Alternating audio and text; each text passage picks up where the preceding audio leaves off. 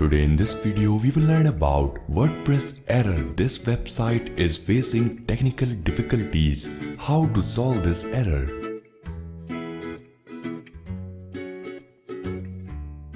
While opening your WordPress website, if this type of error appears, this signifies that your website contains vulnerability or loophole. In order to point them out and then fix them, first of all, you need to log into cPanel and then go to File Manager section. Now here, you need to view your error_log file given inside public_html.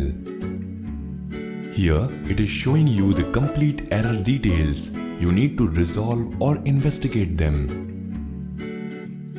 If it says function.php or wp-settings.php files are missing, it means your WordPress site is badly affected by malware.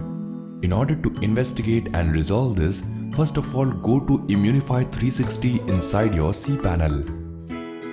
Here you will find a lot of files which are missing, which means Immunify has quarantined them. You just need to restore them by patching them or removing the malware by consulting a PHP developer.